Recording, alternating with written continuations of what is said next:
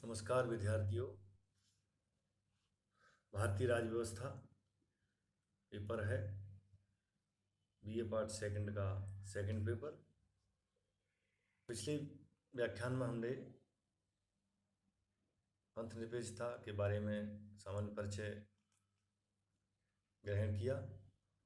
अब हम उसी संदर्भ को आगे बढ़ाते हैं कि भारतीय संविधान में जो धर्मनिरपेक्षता का प्रावधान है, प्रोविजन है, वो किस तरह से संवैधानिक दृष्टि से अपने आप को स्थापित किए हुए हैं। तो ध्यान रखें, भारतीय संविधान में पंथ निरपेक्ष राज्य के दो आधार हैं। सर्वप्रथम, संविधान की प्रस्तावना में न केवल भारतीय गणतंत्र के आधारभूत सिद्धांतों को जैसे न्याय, स्वतंत्रता, समानता एवं भ्रातृत्व का उल्लेख किया, बल्कि स्पष्ट रूप से बताया गया है कि प्रत्येक नागरिक को अन्य स्वतंत्रताओं के साथ साथ व्यक्तिगत रूप से मान्य सिद्धांतों, विश्वास और उपासना करने की भी स्वतंत्रता प्राप्त है। संविधान की प्रस्तावना में स्पष्ट कहा गया है, विचार, व्यक्ति, विश्वास, धर्म और उपासना की स्वतंत्रता सभी नागरिकों को प्राप्त होगी। 42वें संविधान संशोधन द्वारा 1976 में संविधान की पंथनिरपेक्ष धारणा को स्पष्ट रूप से वर्णित किया गया। दूसरा है, इसमें संविधान में पंथनिरपेक्ष राज्य का दूसरा आधार नागरिकों के धार्मिक स्वतंत्रता के मूल अधिकार के रूप में है। ये मूल अधिकारों की श्रेणी में आता है। संविधान में पंथनिरपेक्ष राज्य का दूसरा आधार नागरिकों के धार्मिक स्वतंत्रता के मूल अधिकार के रूप में है। सुप्रीम कोर्ट की 9 सदस्यीय संविधान पीठ ने अपने 11 मार्च 1993 के निर्णय में कहा कि पंथनिरपेक्षता भारतीय संविधान की एक मूल अवधारणा है, संविधान का एक प्रमुख आदर्श और लक्ष्य है। यदि कोई राज्य सरकार धर्मनिरपेक्षता के आधार के विरुद्ध कार्य करती है तो राष्ट्रपति के द्वारा उसे बर्खास्त किया जा सकता है। तो ये संवैधानिक दृष्टि से यह प्रावधान किया गया कि राज्य के द्वारा धर्मनिरपेक्षता के विरुद्ध अगर कोई ऐसा आचरण किया जाता है या ऐसा संज्ञान में आता है तो सर्वोच्च न्यायालय द्वारा उसको बर्खास्त किया जा सकता है। राष्ट्रपति के द्वारा इसमें बर्खास्त करने वाला मामला है, लेकिन संवैधानिक दृष्टि को न्यायिक दृष्टि के द्वारा इस तरह से स्पष्ट करना कि ये सब संविधान के अनुकूल ही धर्मनिरपेक्षता को मान्यता प्रदान की जाएगी, एवं इसके विपरीत अगर कोई राज्य आचरण करता है या धर्म सापेक्षता की ओर जाता है तो वह मामला फिर एक बड़ा ही गंभीर रूप धारण करेगा। तो इसको निषेध किया गया है कि राष्ट्रपति उस आदेश को, उस आदर्श को बर्खास्त कर सकता है। अब इसमें जो प्रावधान है उनको हम देखते हैं। जाति धर्म के बिना भेदभाव द्वारा नागरिकों को समान संरक्षण कानून की दृष्टि में प्राप्त है। हमारा संविधान है उसके अनुच्छेद 14 में यह उपबंध किया गया है कि भारत के राज्य क्षेत्र में किसी व्यक्ति को विधि के समक्ष समता से या विधियों से समान संरक्षण से वंचित नहीं करेगा। यानी विधि या कानून के समक्ष समानता उसको प्राप्त है। उसमें राज्य द्वारा किसी भी तरह से उस नागरिक को उस संरक्षण के द्वारा वंचित नहीं किया जा सकेगा। फिर है धर्म, मूलवंश, जाति आदि के आधार पर भेदभाव को निषेध किया गया है कि किसी भी भारतीय नागरिक को धर्म, जाति, मूलवंश, लिंग के आधार पर भेदभाव नहीं किया जाएगा। इसमें धर्म, मूलवंश, जाति, लिंग, जन्मस्थान किसी के आधार पर दुकानों, सार्वजनिक भोजनालय, होटलों, सार्वजनिक मनोरंजन के स्थानों में प्रदेश के संबंध में कोई भेदभाव नहीं किया जा सकता। इस तरह से अनुच्छेद 15 ख भी है इसमें कि समर्पित कुओं, तालाबों, स्नान घाट, सड़कों आदि के उपयोग में नागरिकों के साथ किसी प्रकार का भेद नहीं किया जाएगा।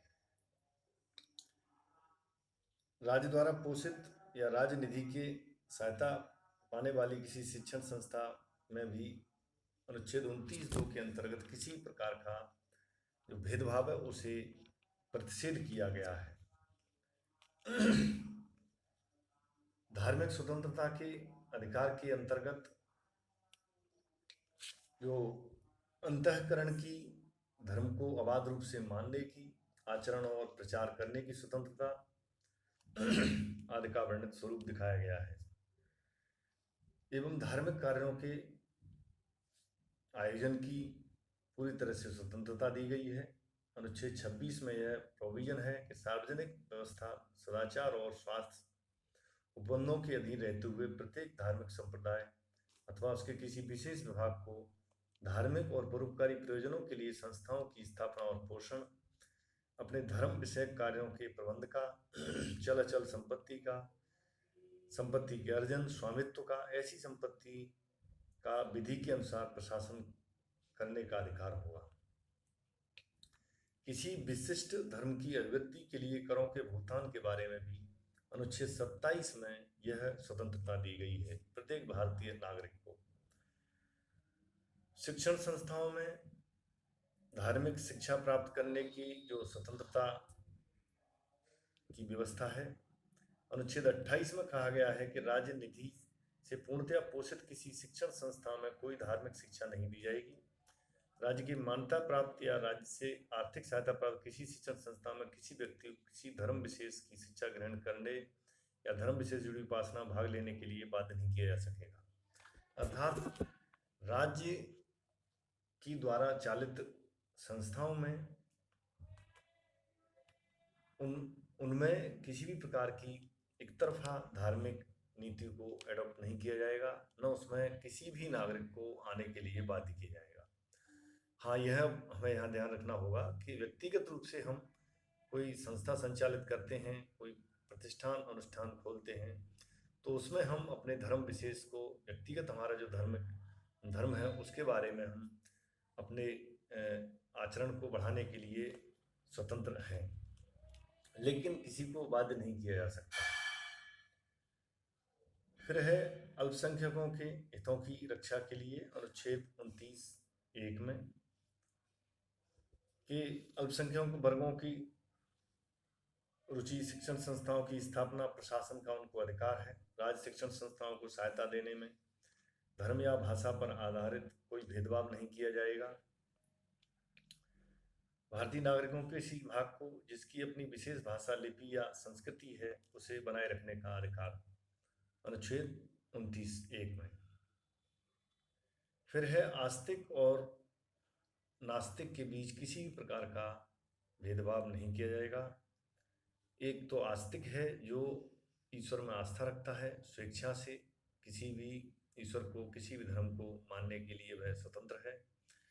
दूसरा है नास्तिक जो ईश्वर में बिल्कुल विश्वास ही नहीं करता है, ईश्वर में आस्था नहीं है, श्रद्धा नहीं है, ईश्वर को मान्यता नहीं देता है। तो इन दोनों के मध्य भी किसी प्रकार का संघर्ष या विवाद पैदा नहीं किया जाएगा। मानता है, कोई आस्तिक है तो उसको स्वतंत्रता दी गई है, नहीं मानता है, उसमें श्रद्धा नहीं है, उसको आस्तिक द्वारा किसी प्रकार से प्रताड़ित नहीं किया जाएगा। राज्य द्वारा कानूनी दृष्टि से उसको संरक्षण प्रदान किया जाएगा कि वह अपने धर्म को मानने के लिए संप्रदाय के अनुकूल वह अपने आचरण को संपादित कर सके स्वतंत्र रूप से, लेकिन किसी भी द्वारा उसमें किसी प्रकार का हस्तक्षेप करने के लिए कोई भी किसी प्रकार का स्थान नहीं दिया गया है। व्यवहार में भारत ने सदैव ही धर्मनिरपेक्षता की जो आदर्शवादी नीति है उसको अपनाया है। हिंदू बहुल राष्ट्र होते हुए भी सभी धर्मों को समान रूप से सम्मान दिया जाता है। 1956 में दिल्ली में आयोजित बौद्ध धर्म सम्मेलन और 1964 में मुंबई में आयोजित ईसाई धर्म सम्मेलन को सफल बनाने के लिए भारत सरकार ने वित्तीय सहायता और प्रशासनिक सहयोग दिया था।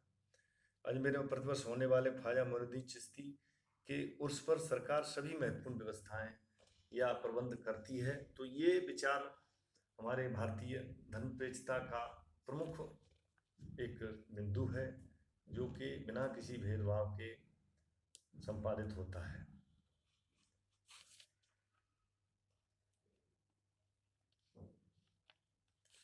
भारत में धर्मनिरपेक्षता का स्वतंत्रता पर जो औचित्यपूर्ण प्रतिबंध है मुसलमानों के परंपरागत कानून में संशोधन करते हुए उनके सामाजिक जीवन को सुधारने का प्रयत्न किया जा सकता है।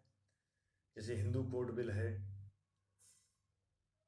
मुस्लिम लॉ है, वैवाहिक कानून है, आर्थिक वित्तीय के संबंध में, राजनीतिक संबंध में, लौकिक गतिविधियों के संबंध में, धार्मिक स्वतंत्रता पर, लोक व्यवस्था, सदाचार, स्वास्थ्य रक्षा के उपबंधों पर प्रतिबंध किया गया है कि इनको उनके ही समर्पित क्षेत्र तक रखा जाएगा, न कि एक दूसरे में हस्तक्षेप करने की कोई नीति स्थापित की जाएगी। कानूनी दृष्टि से, वैधानिक दृष्टि से उनको प्रतिबंधित किया जाएगा, उनकी दायरे में, उनकी सीमा तक उनको व्यवस्थित किया जाने का प्रावधान है। क्योंकि यहाँ कई बार धार्मिक स्वतंत्रता का जो हमें प्रावधान या अधिकार दिया गया है, वह ऐसा आशंका पैदा करता है कि हम धार्मिक स्वतंत्रता के नाम पर धार्मिक स्वच्छंदता की ओर नहीं बढ़ जाएं। तो इस पर औचित्यपूर्ण प्रतिबंध की भी व्यवस्था भारत में की गई है, क्योंकि भारत में विभिन्न धर्मों के धर्मावलंबियों के रहने का यहाँ जो परिवेश है वह अपने आप में बहुत ही सर्वधर्म समभाव की राष्ट्रीय एवं राज्यों की नीतियों को बिना किसी निर्विवाद के संपादित करने के लिए स्थापित करता है। धन्यवाद।